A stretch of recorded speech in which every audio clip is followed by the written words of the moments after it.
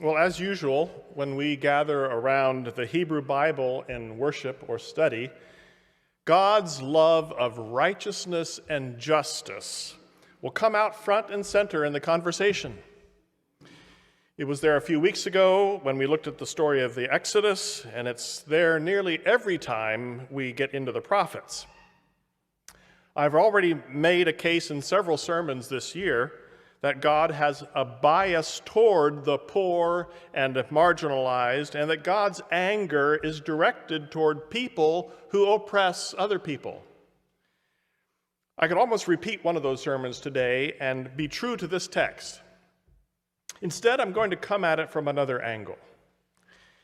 The role of the community in living out God's vision of justice, peace, and shalom.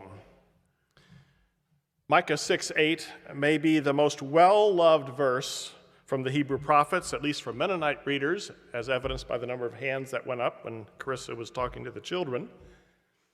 Even in the Mennonite church of my childhood, which didn't spend much time talking about social justice, this verse was memorized and made to shine. In King James English, of course. He hath showed thee, with show spelled with an E, which always confused me as a kid. He hath showed thee, O man, what is good, what doth the Lord require of thee, but to do justly, and to love mercy, and to walk humbly with thy God. From then until today, that verse has inspired and challenged us as individuals to live a life that pleases God, one in which our personal behavior is fair and just to others, shows mercy in our interpersonal relationships, and exhibits humility in our walk with God. And that is an altogether good and appropriate way to read the text, to let it inspire us as we navigate our own daily lives in this world. But in this worship series this fall, we've been talking about our roots, the part of the plant that grounds us and nourishes us, and our tendrils, the part that keeps us attached to those around us. God is all about growing a people, a deeply connected people who will demonstrate to a watching world what God's love and justice and shalom look like in human community. So let's put that lens on as we look at the prophet Micah. First, we go back a few verses before this famous one. This morning we read part of chapter 5 and then hopped over the first part of chapter 6 so we could land on that golden verse that I just quoted. But the first part of 6 makes clear the source of Micah's concern. The speaker is not always identified in the text, but it's clear that this passage is constructed as a three-way conversation between God, God's people, and God's prophet Micah. First, the prophet talks to the people in verse 2. Yahweh is bringing a lawsuit against you, Israel, Micah says. Listen to his argument. And then God, the plaintiff, says, my people, what did I ever do to you? How have I wearied you? Answer me. I brought you up out of the land of Egypt. I redeemed you from the house of slavery. I sent Moses and Aaron and Miriam before you. You see, Yahweh is laying the groundwork for his court case. And the defendant is the whole people of Israel. Not one person, the entire community. And I suspect the community has an idea of what's coming. They know they have not lined up well against God's standard of justice and righteousness, so their anonymous, unnamed spokesperson jumps in, their attorney, and asks Yahweh, in the part we read today, What would you like me to do? Shall I bow? Maybe lie prostrate before you? Would you like a burnt offering, like a yearling calf, completely burnt to ashes? Or maybe a ram, maybe thousands of rams, or some oil, not a little trickle, a flood, 10,000 rivers of oil. Or how about I give up my firstborn, the fruit of my body, for the sin of my soul? This is the people's attorney speaking on behalf of his own community, engaging in some desperate plea bargaining. In this trial, he's an attorney who is also a defendant. He's part of the group on trial.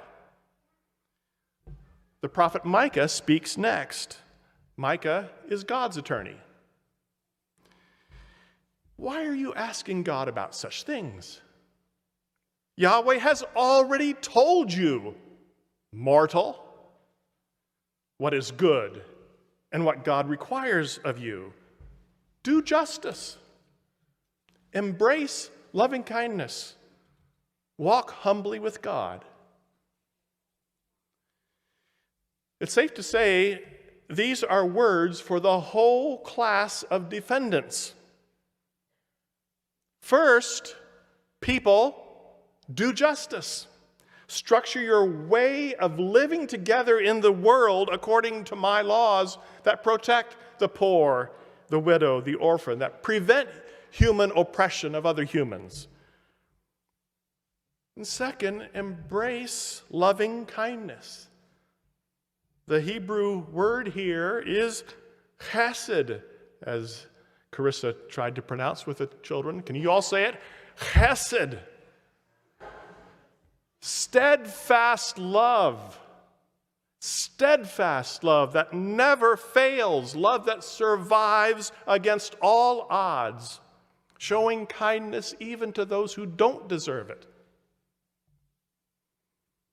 Third, walk humbly with God. Walk humbly together as a community who knows who they are before God, beloved and serving a cause greater than themselves. I find this prophetic message compelling. That a whole community of God's people are invited together, not only to do justice and practice stubborn love, but they are asked to walk together humbly with God in this world.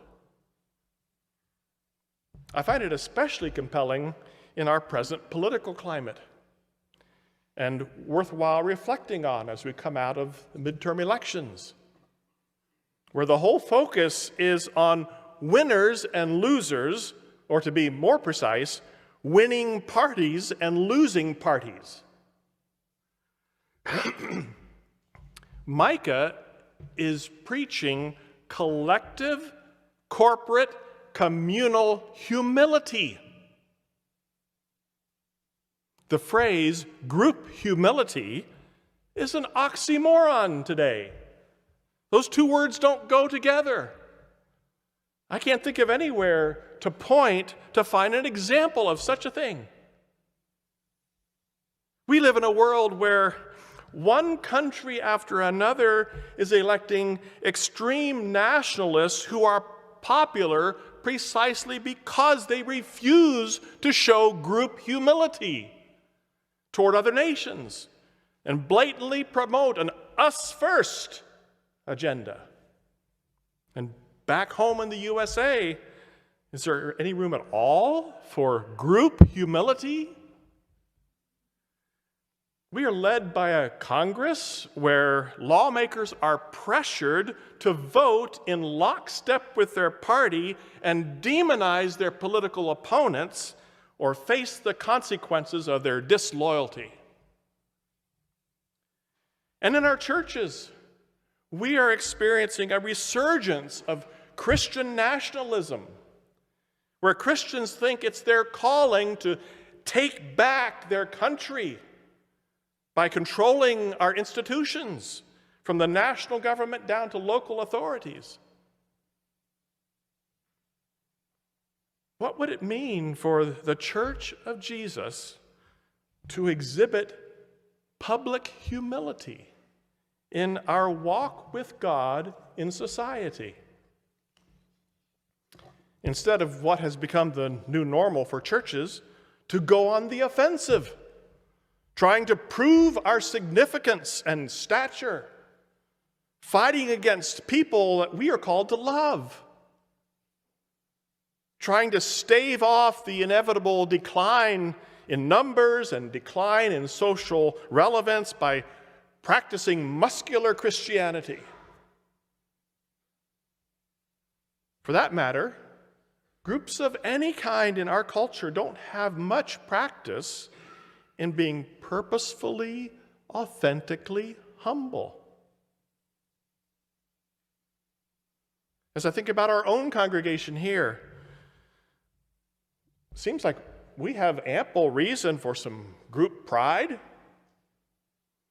We're not perfect by any means, but we're strong, we're healthy, we're resilient. Some congregations have been thoroughly beaten up by years of polarization and pandemic and economic woes and culture wars. We haven't. Some churches can't even think about pivoting toward a new future because they're hanging on by a thread. We aren't. We even have a dream team whose job it is to help us dream of new ways to form faith among us. But as soon as I start putting words to those thoughts, I hear God's attorney, the prophet Micah. Who do you think you are? God's gift to the Christian faith? Do justice. Be steadfast in your love of others and walk humbly with God in your neighborhood. Do more listening than preaching. Love the unlovable as a church. Make a home for the stranger. Be humble as a community about what you have and what you can do. Give yourselves away to those with less, with no conditions attached, and without calling attention to how generous your church is. We are in challenging times for any institution, especially religious institutions. The institutional church has lost the public's trust for the most part. We're in an environment where every group jockeys for position, where they gather together their tribe and circle the wagons, look for strength in numbers, for more influence and a louder voice to try to gain the tactical advantage. Let's model a different way of being God's people. Shall we? And demonstrate humble, steadfast love and mercy. It won't change all the corrupt power structures overnight, but it might start a small movement. It might spark the imagination of other groups. And it might be just what the prophet Micah is calling for. It takes a village to walk humbly with our God. So join me in an act of group humility right now by reading with me our corporate confession, printed in your bulletin and shown on the screens. God, we confess that we are tempted by tribalism, showing solidarity with people like us who share our faith, our family ties, our social and political loyalties. Forgive us, God of all tribes and nations. We also confess we are tempted by individualism, failing to see our need of others to form and shape us in your way. Forgive us, God of all. Where individualism creates distance from neighbors I need, where tribalism creates distance between our people and the large and diverse communities we need, forgive us.